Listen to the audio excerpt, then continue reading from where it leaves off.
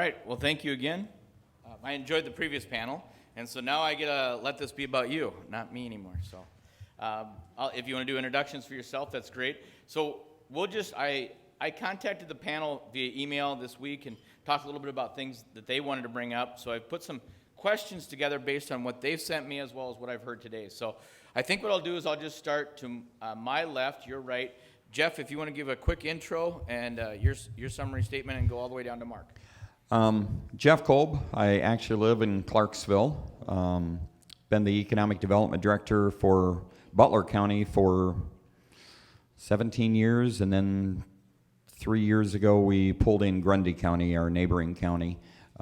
So we had a new name change, and all of that's, I think, in the bio that's in there. But we are two counties that are very identical, neighboring the Waterloo-Cedar Falls Metro. But our largest community is about 3,000 people, and I have roughly 20 communities in the two counties. So I look at it that most of our communities all have the same issues or barriers to growth. We're all kind of on a level playing field. We're a little bit different than a lot of the counties where your county seat community tends to be significantly larger than the others, and they tend to be the retail hub or where a lot of folks work or whatever that may be. But for us, we're all on a level playing field, so that kind of makes my job a little bit easier. And I'm a big preacher that our competition is not the neighboring community or even the neighboring county. Our competition is possibly another part of the state, but I don't even really look at it that way. But it's another state or another country now with the internet connections that we have. I'll just mention that Jeff and I have known each other since I was the economic developer in Poweshiek County back in the 2001 to 2009 range. So Poweshiek County is a county of about 18,000, Grinnell the largest, but convincing the other communities to work together as a team is difficult. And yet there are shared economies of scale, and certainly we now have haves and have-nots in our county. Montezuma and Lake Ponderosa just got served by Mahaska Communications Group. So they're very excited.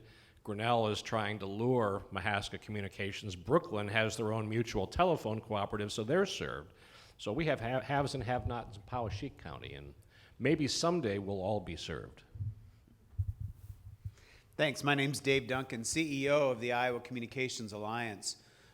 First of all, Ron, your introduction today, your first session was just outstanding. Oh, thank you. And I really enjoyed it. However, you took away all of the points I was going to talk about today, or so it seems. I Googled. Because you really hit on things, and you really gave a great view of the future workforce and what they're looking for, and I think that's critically important for us. Sarah, thanks for putting this together. Where'd you go? There she is. And Chris and Lori and the team. This is just a great event. You all are lucky if, in fact, you are served by Alpine Communications. I assume you are, or most of you are at least. We represent 120 providers throughout the state of Iowa that provide broadband service. Almost all of those are locally owned and operated, like Alpine is. The importance of that is if you are served by a broadband provider that is not based in Iowa, you might not quite get the service and the local hometown touch and feel that you would with a place like Alpine. And so I'll talk about that a little bit later, but we do, amongst our 120 providers, provide service in 430 communities across Iowa. And there's room for expansion. And a lot of these folks are trying to expand to other towns. So earlier, Bill, when you were bragging about all the things that you knew about the local community, that you're not just some outsider like me, some guy from Des Moines in a purple tie, I know this area a little bit, okay? I've had a Gunderberger. I went to Spook Cave for the second time this summer, and absolutely. And my wife is a Postville pirate.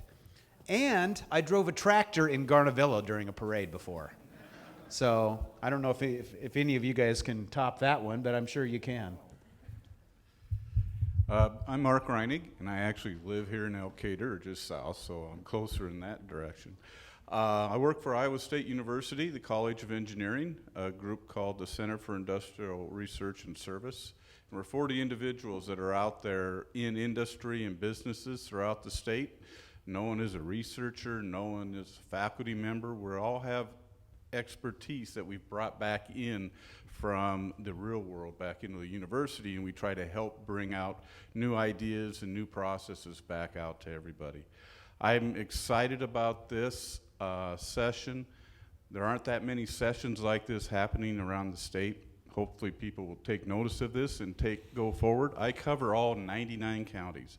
So many times I'm out on the road, and then on the weekends I'm home. I'm glad to be served by the internet here, because I can do a lot of work on the weekend when I wouldn't be able to. And I could have chosen anywhere I wanted to go, but chose to come back up into this area. Okay, Mark, go ahead and keep it, and then we'll come back from right to left. So the first question I have, and I'm going to try to help the group be a little bit more of an activism group. There's roughly 60-some people here. What would be the one elevator pitch you would recommend they use and tweet out today when they leave about this to attract people? What would be the one thing that you would say about this area to attract people? The vibrancy of what we're doing today is connectivity, but then also be an emphasis of how many young people, as you indicated, Ron, how many young people own businesses in the region? How many people have relocated to this Northeast Iowa region to continue their lives because of the connectivity that we have? On a similar vein, we've already heard you have better service here than many of the major cities across the United States, the NFL cities, right? Boston, Oakland, we've heard those stories. So brag about that. Broadband actually spurs and is the critical component for rural development. That's all that needs to be said. Talk about what it is that you've learned from today, all the different angles, whether it's telemedicine, and we'll talk a little bit later maybe about some tele-education, all those other opportunities. I'm also going to talk about telecommuting as well. So lots of opportunities are given to you all because of the great connectivity. And before you go, Bill, just a quick, I want to touch on what you just said, Dave. What I would do if one of you wants to, thinking of the marketing, I'd go get a set of those goggles at Walmart. They're $199. Go to your long-term care facility, put them on one of the senior residents, and send out, "My grandmother has better internet than yours," and see how many people start to come to your community. Bill, go ahead. I probably couldn't keep it to 140 characters, but I know that's not the threshold anymore. 208. It would be something along the lines of, "I have blazing hot internet. If you lived here, you would too." Yeah. He just took the one I was going to use. I think it's important for people to realize that even though we may be in a rural area, it's a global economy. And doesn't matter if you're in Elkader, Iowa, or if you're in Chicago, Illinois, we all have the same opportunities, whether that's a career path, whether it's education, or to a certain extent, whether it's healthcare. We have all those same opportunities, and that's all because of connectivity. Yeah, and I think I would summarize from what I just heard there in the previous panel. Don't be afraid to talk about your strengths and to reach a little bit. Too often we like this humble thing. It's almost like we're afraid to talk about ourselves. Talk about those successes. That previous panel, man, what a powerhouse of messaging. So, absolutely. Okay, so summarize the Empower Rural Iowa program and what this group can help to move this forward to help other communities. And one of the things is you've talked about your great connectivity. How do you help push this with others so that other communities get great connectivity? I'll start, and I know Bill can chime in on that as well, and Mark and others. The governor has shown some great interest in empowering rural Iowa. And that was one of Governor Reynolds' major accomplishments 2 years ago, right, when she came in after election, was to focus on rural areas and realize that there are some problems in rural areas that could be addressed through positive policy making, getting Iowans together to share ideas, bounce ideas off of each other, and work together. And so the Empower Rural Iowa initiative was 3 task forces. One task force on connectivity, and we've talked a little bit about that, broadband connectivity. The second task force is talking about rural housing and addressing the issues that many communities have in terms of housing stock not being adequate, not places, if you're going to attract and retain and recruit new employees, is there somewhere for them to live and raise a family? Are there plenty of houses? We're hearing not. And then the third task force focuses on leadership and talking about helping to create a catalyst in terms of, in your local community, how can you take what you have, promote what you have, and turn it into something incredible. And an example of that was just recently, and Bill, I'll defer to you a little bit on it, but in Jefferson, Iowa, with the recent announcement of the opening of the Pillar, really, which is a new tech hub that's going to be very high-tech training for younger folks in rural Iowa to experience some things that you could only normally experience in some of the coasts, perhaps. But empowering rural Iowa that's all interconnected, broadband connectivity, housing, and leadership development. You know, that's interesting because, you know, you might say, we're set here. We've got the high-speed connectivity. We're good. We don't need to worry about the governor's initiative. Then you think about those other elements, you know, the housing piece, the leadership piece. I know that the group that's looking at housing was in western Iowa last week talking about dilapidated commercial buildings. So think about the Jefferson model. They took an old derelict building on the square and they're converting it into this innovation hub where they have co-working space, where they're training kids in high school or in community college to do coding and software development. There's a whole workforce issue there as far as computer science skill sets that don't require a 4-year education. Then you think about the spin that you can get from having entrepreneurs locate there too. So and these are all things that the Rural Iowa Task Force and the Rural Development Council are talking about. And we see them both feeding into each other, creating opportunities, but more importantly, putting the focus on small towns and the viability and why these are great places to live. Mark? One thing I wanted to add, as I was up in Hayward and with the Lieutenant Governor this last week, there was a large crowd. We invite people into all these meetings. They're public meetings. But what we want are more people involved. Your ideas, the 60, 70 people here probably have 100 ideas that we haven't even thought about yet. We want those. We want that participation from the public. There'll be more opportunities to join the Empower Rural Iowa board, and be looking for those, and go onto that website and look for opportunities and give suggestions on things that we need to look at as we're going forward in the next several years. Oh yes, and the next opportunity you have is the leadership group that is going to be in Bellevue, which is halfway close, next week. Bill, do you know the exact date? The 16th, and you'll see that group in action. So look on the governor's site, and he'll give you the time and details. Thank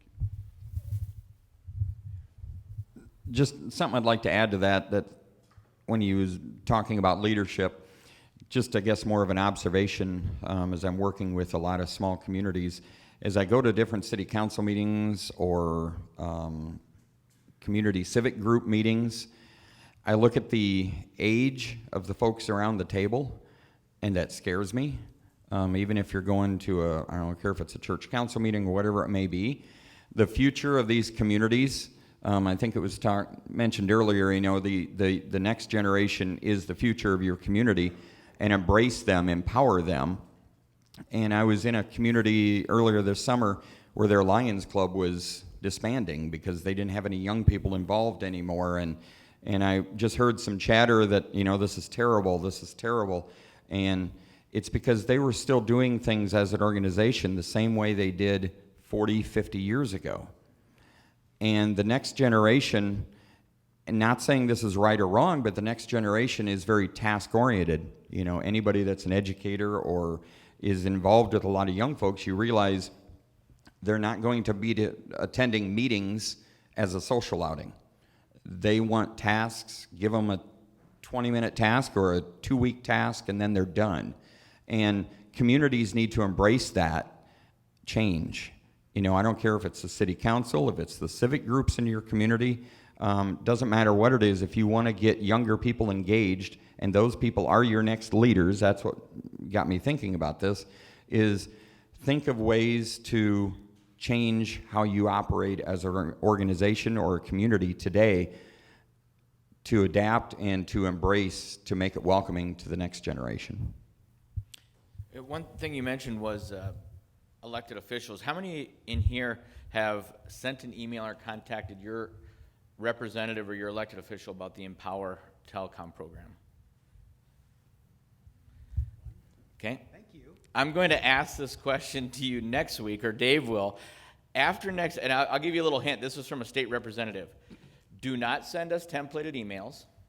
Send an email from you that's 2 or 3 sentences that says, this program is very important to us, and here's why. That matters, because if they're not hearing from you, you'll get a put in the wash. So if somebody sends out those templates that says, hey, send this to your elected official, just sign your name, don't do that. We throw those away. Send us a personal email with your name and phone number so they can call you back. That's how you're going to build support for this program, because they need to hear that. It truly is at the elected level. And you should let your commissioners, your elected officials, your mayors, let them know to do the same thing. That's a civic responsibility they have to send it upstream. So that would be some advice that I would pass along. Let me just point out, the governor proposed to the legislature last year a 2-year, $20 million broadband grant program. The legislature gave her 5. So the question is, what can you do with $5 million? Well, you know, there's a lot of need. So Illinois this year passed a 6-year, $420 million rural broadband bill. So 5 versus 420, you know, it's in the big scheme, yes, it's a lot of money. In the really big scheme of things, it's not a lot of money. And legislators do need to hear from you. And if I could get back to a little bit about what you were saying. First of all, Ron, thank you for your service in the legislature. Oftentimes, I think you probably don't hear that enough. But as we do talk about expanding the roles of you all out there so that next week more than one person will raise their hand in terms of communicating with their state legislators. Ann Osmondson is back here, state legislator. Thank you for joining us. But one of the things I like to say about state legislators, because one of the things that we do as an organization is we are advocacy-based. So we do work with legislators, we work with public utility commissioners, the governor's office, that sort of a thing. And we encourage folks and we empower them to communicate with their legislators. And one of the things that we talk about kind of in a tongue-in-cheek way is that legislators are real people too. So you don't need to be afraid of them. They want to hear from you. They want to hear what your expertise is. And as Ron said, it doesn't take much in a communication just to open the door. So please do open the door with a phone call. They will call you back. An email that is not a template email will get a better response. So legislators are real people. They want to know you. They want to represent their constituency. And quite honestly, it's a lot easier than you think. It isn't intimidating. Yeah, thank you for that. And thank you for those comments. I didn't realize I had a fellow legislator as well. Congratulations. One fine point I'll put on this. In Minnesota, you started with 20 million, you got to 5. And were those matching? So it was actually a $10 million program.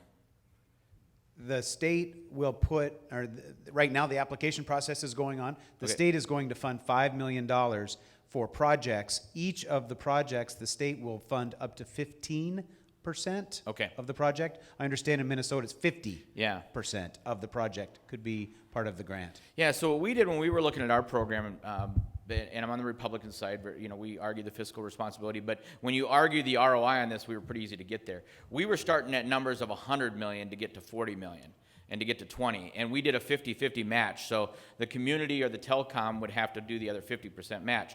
The reason we were at those levels, because as Jeff mentioned earlier, we know we're competing against Sioux Falls. We know we're competing against Des Moines. We know we're competing against Wisconsin. And if we didn't get to those levels, we were going to suffer. So, do what you can, get that number north, because you're facing the same thing. Omaha and Sioux Falls right now, you look at what they're doing, boy, they're tough. They've got a cost of living, and they have a business cost that's really tough to compete with. And if the broadband doesn't come along, that's one more thing to compete with. Okay, so let's go. Mark, I'm going to bring this one to you. And then the rest of the group. But talk about how you should reach the college graduates, whether they are tech or liberal arts or along that whole spectrum. How do we need to get to those kids? All right. Through Iowa State, I can tell you right now that companies are coming to Ames to recruit the engineers because it's hard to recruit them into the larger cities. But it's really using those engineering students, liberal arts, whatever it is, get them into your community by using internships, co-ops, showing them what small town life is like. I wouldn't necessarily bring someone from New York City maybe into a small town, but find someone from the Midwest who understands and grew up in a small town. Bring them into your company. I believe Adams did that this year, and 2 of them was that successful. Yeah, so find those students that really fit your need and bring them in and find places for them in the community and immerse them in the community. That helps tremendously. And I want to just kind of coattail on what you talked about, Ron, earlier this morning. What is it that the future workforce is looking for? So how do we reach into the colleges as the future workforce is coming up? They want connectivity, activism, opportunity, flexibility, security. What better place in Iowa or anywhere is there than a town like Elkader and other small towns? So one of the things that I want to talk about a little bit is those of you with great connectivity can talk about offering those things and then telling the students it doesn't matter where you live for a lot of the jobs that are out there, you can telecommute. And so I've got a little data that I'd like to share about that. The UNI Institute for Decision Making just released a study that talked about telecommuting trends in the United States.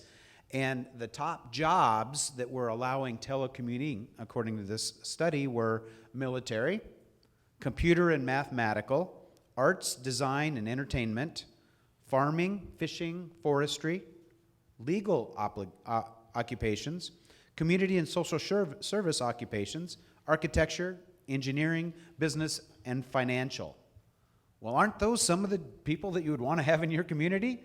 Those are really good jobs, and they say the most growth is in the area of math and economics, insurance, nonprofit, philanthropy, mortgage, real estate, marketing. Those hit the opportunity, the activism, everything that you've got on your list there, and I think that's a great opportunity, Ron. Very good. So I'll weigh in as the faculty spouse at the table. My wife's a professor at Grinnell College, and there are 1,700 students there from all over the world. 10% of them come from Iowa. And one of the ways, going back to what Mark said, is engaging them in the community.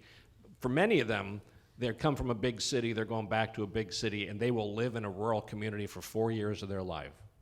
How do you, engage them in one way or another? What we're trying to do, and I also have, I know that at Buena Vista and Storm Lake, they're creating a rural entrepreneurship center. I think you engage them by showing them opportunities in the community. We're trying to build an entrepreneurship hub with a tech emphasis in Grinnell right now. Leverage what we hope is going to be blazing hot internet in the not too distant future, but also show them that they can be creative, they can be entrepreneurs, they can have business ideas, they can have a great quality of life, even if there isn't a Starbucks on the corner. And maybe you get lucky and maybe you get 5 or 10 kids a year. Well, 5 or 10 kids a year graduating from Grinnell College interested in staying there has real staying power. But it doesn't just have to be Grinnell. It can be the community college, it can be a trade school, it can be any other school. It's how do you figure out a way to get them to stay? And what opportunities do they see that exist? And I think, especially with that age demographic, experiences is really important to them. It's very important to, how do I want to say it? They don't want to be sitting necessarily just in front of a TV. They want to get out and experience things. So really showcase the experiences that you have in the community. Again, showcase the connectivity, because I think they assume, because we're out in a rural area, that we do not have very good broadband. I think that's just an assumption, because and it's rightfully so, because some of them probably don't have very good broadband where they came from, whether that's or where their home is, whether that's a rural area or a large metro area. As we've heard this morning, we have better connectivity here than a lot of the larger metro areas do in the country. And I think they just assume, because we're out here in a rural area, that that's how it is here too. Also, showcase the cost of living. There's different resources online that you can use to determine what your cost of living is in your community versus other metros or other communities or other markets. We just recently completed this as a region for our economic region, which is the Waterloo-Cedar Falls area, and it was amazing, the comparables for us versus, we used Kansas City, Chicago, Minneapolis, and Omaha. How much cheaper a lot of the things were in our market. One was, I just had an email from somebody. I've got a large project we've been working on with a company that's based out of Dallas that's going to be bringing on 263 new people here in the next 12 months. And the recruiter was here for the very first time. She'd never been on any Iowa soil. And when she was here, she was amazed at what we have here, but she was even more amazed at what she could buy for a home here versus what she could buy in the Dallas-Fort Worth area. But we need to do a better job of telling that story in a way that's easy to interpret from somebody that's, in Dallas. We need to show them what kind of house you can buy here versus there, and make it very easy for them to find that information. One thing we determined real quickly working with this company is we do not have one central clearinghouse for real estate, for housing listings. And there's all sorts of online sources you can use, but you need to make it easy for them, because if you give them an excuse to stop looking real quickly, they won't go any further. Can I one point about my comment about the colleges and community colleges. There's a smart rural community in southern Iowa that's reaching out to third graders and engaging them and starting the process of teaching coding or intro to coding. So you don't have to wait till they're in community college. You can start building a culture of entrepreneurship and using technology and building skills that our employers need today as early as elementary school. Bill, you raised that. I'm glad you raised that point. How many of you are collecting the names and addresses of your graduates and their emails and sending them a newsletter every month, reminding them of the wonderful things your hometown's doing? Okay. Let them know to come home. They keep, I can tell you from my kid, they keep those emails forever. They all have a Google or whatever. Get it and just keep sending them the hometown news and let them know that there's opportunities and clicks to jobs. And also make sure you use something that'll tug at their heartstring, and that's their family that's still here most likely. Absolutely. What parent wouldn't love to have their grandchildren living closer, but from their kids' perspective, that's some pretty cheap daycare too. Right. So, I mean, there's a lot of different opportunities to that, to use folks that are here to have them help tell your story and sell your community. Right. Yeah, so go ahead. To get back to how to recruit and retain, I just had a question in terms of, I talked a little bit about telecommuting. How many of you, either where you work or as part of your job, allow some form of telecommuting? Several. Okay. One of the things that I should also add in terms of not only trying to attract and retain the younger workforce, on the basis of telecommuting is the fact that the local telecom provider offers some of the best jobs in town as well.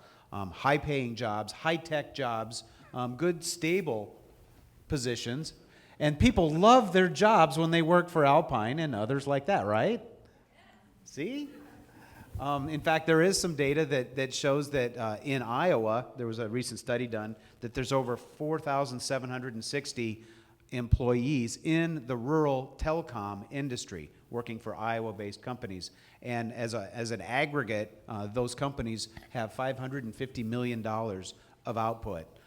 These are the jobs that allow you to be embedded in your community. These are the places, too, where the employees feel a part of the community. They are the first responders. They are on the school boards. They're the ones you're always getting the knocks on the door to support local causes and Little League teams and help with the ball fields and that sort of a thing. And it's really, when you're talking about this next generation of kids that want to get involved and want to feel a part of something, this is a great way to do it. Okay, so time check. I think I have about 12 minutes. Okay, so I got two more questions. So we talked a little bit about the high-end technology, the telecom, and the sexy jobs and innovation. Let's talk about how we take this message and how it helps our Main Street and our retail. How do we get their buy-in as well? I could go all day on this. We just had a workshop. You have 3 minutes. We had a workshop this last spring for retailers and what I call Main Street businesses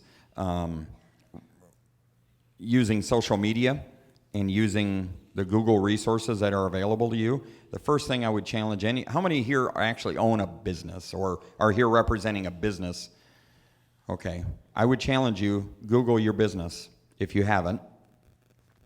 Make sure that, because somebody had said it earlier, make sure your Google business information is accurate.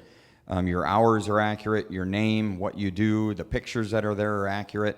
Because if not, when's the last time anybody here picked up a phone book?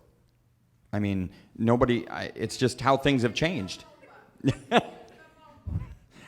But it's just changed because so many people have changed and are relying on their mobile phone.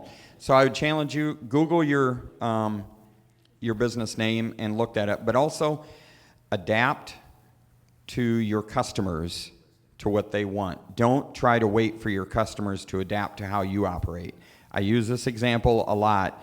Most Main Street businesses that have been in business for a long time are still operating today the way they did 40 years ago. They're still open Monday through Friday, 8 till 5 or 8 to 5:30. Might be open on a Saturday. May not accept credit and debit cards. And that's one of the first things that will lose customers. Don't give them a reason to either hit their nose on the door or to not be able to make a purchase. It's just how society's become nowadays. So Adam is a great example of a small town business that sells product around the world. In small towns we're seeing a reduction in the number of retailers, whether it's prompted by Amazon or Walmart or whatever. There are fewer retailers selling things on Main Street in small towns. In fact, technology gives us an opportunity to turn those retailers into global sellers as well. So maybe there's a way to bring retail back to Main Street where the retail business doesn't have to rely on local customers. It supplements a global market with local customers too. I mean, we struggle with that. We have more and more service industries on our squares. Maybe the answer to retail is using technology and the web more. Just one other quick thing I want to add because you brought it up about, we had a roundtable with those business owners and a couple of them said there's no loyalty anymore. The generation basically younger than myself, there's no loyalty. And I asked them, I said, how are you communicating with them? How are you advertising to them? Well, we run an ad in the local paper every week. Okay? I mean, you still need to do that. But how many 20-year-olds or 30-year-olds do you see that read the weekly paper anymore? I don't like it anymore, but it's a change, and we're not going to adapt to that. But you need to use all sorts of marketing, and social media is a part of that, whether you like it or not. It's a necessary tool to communicate with them. You have to. And one of the things I'd like to bring up again was, Ron, your statement in terms of Iowa might fall behind if our broadband grant program doesn't fund like Minnesota does, because Minnesota's looking at other states. You got to look at your community the same way. Right. And although we try not to compete with each other, there is a certain sense of that communities are kind of competing for their main streets and everything else. And if you don't hop onto the technology bandwagon, your neighboring community does, and you're going to be falling behind. And so if you're well connected to the internet, the possibilities are endless in terms of the types of innovation it may spur. You hear these stories about some of the real high-tech manufacturers. They're building factories that they don't even know what the factories are going to make because technology is changing so fast. You've got to be nimble and get things moving. It's almost a if you build it, they will come kind of a thing.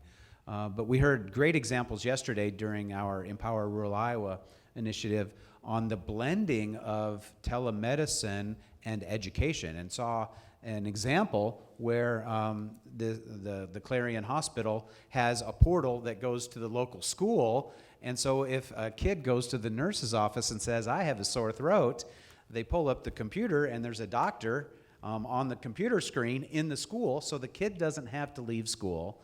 The parents don't have to leave work to go get the kid, and the doctor can make an evaluation. And of course, the example they showed us, I think it was somewhat of a real example, but the kid complained of a sore throat, and they couldn't find a fever. They couldn't find anything really wrong with the kid, right? And so they, okay, drink lots of liquid and take some aspirin and then go back to class. But the idea was it was increased productivity and quality of life.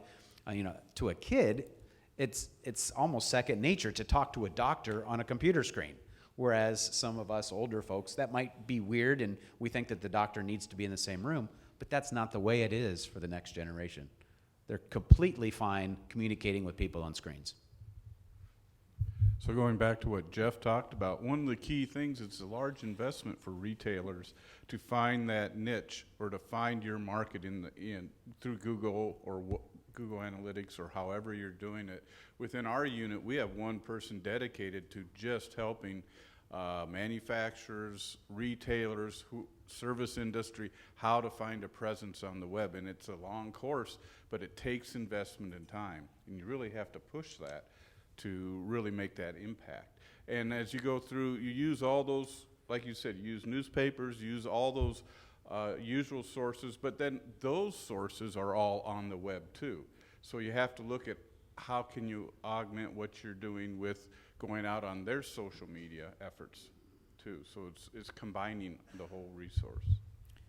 So I got one quick comment, and then we're going to ask the final question. But one of the things, when you talk about helping the retail, remember, it's also on us to help them.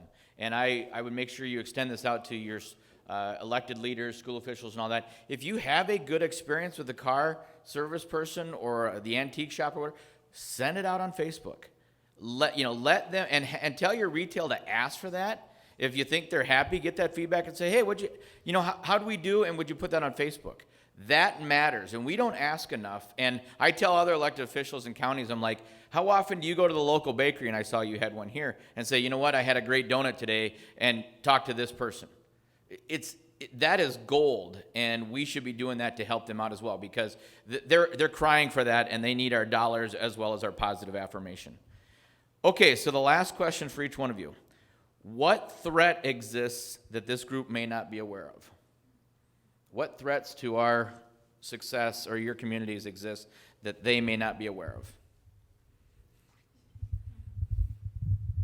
So I always tell people, do not rest on your laurels, because we're somewhat ahead of the curve here, but I work across the state.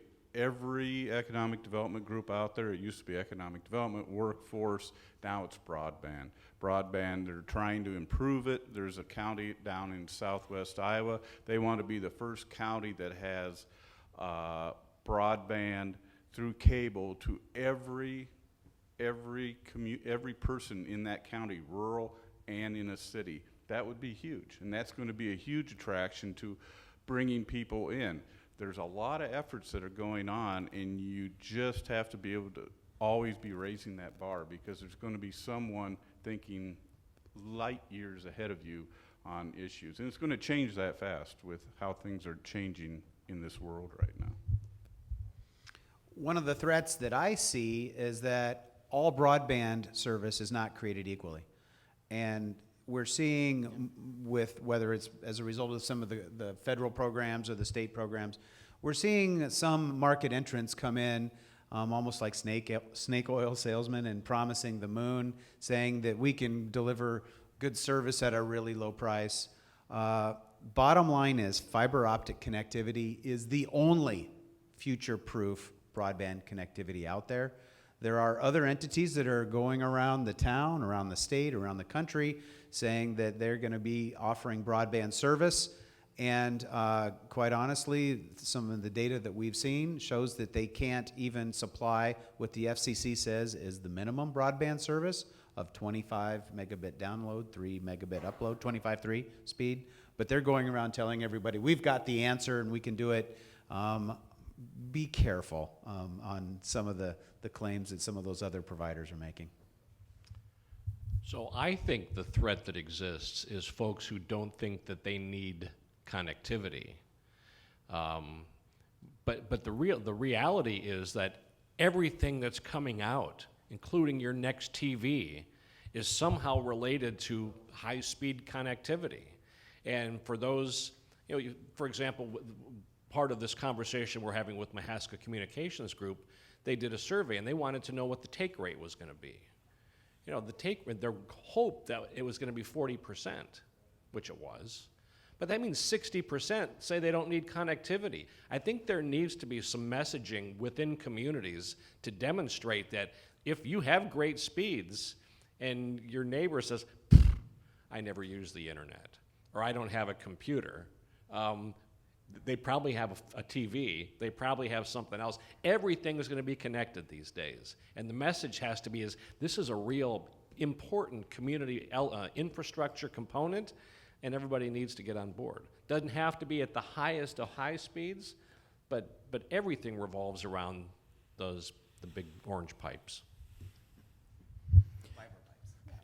I keep thinking the big threat is communities and business leaders that do not adapt to change or adapt to their customers or what the next generations are wanting or demanding.